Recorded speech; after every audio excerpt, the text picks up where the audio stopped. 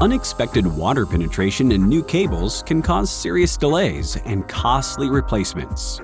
But there's a solution: Southwire's nitrogen purging service. Nitrogen purging can rectify water penetration issues across multiple cable types: single conductor cables, building wires, PV wires, and even armored cables.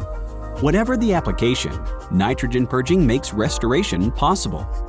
With a custom-built nitrogen purging unit and step-by-step guidance from CableTechSupport services engineers, wet cables can be restored to like-new condition in the field.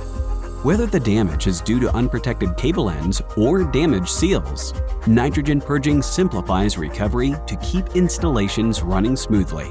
With moisture indicators, technicians can review the purging status and make critical go versus no-go decisions to ensure cables are completely dry before proceeding. Successful nitrogen purging reduces material scrap by restoring cables that might otherwise be discarded, eliminating unnecessary waste. By preventing delays and avoiding cable replacement costs, nitrogen purging results in time and budget savings. It helps keep your project on track without compromising performance. When cable damage is identified on the job site, Southwire's nitrogen purging service is essential to keep your projects moving and your budget intact.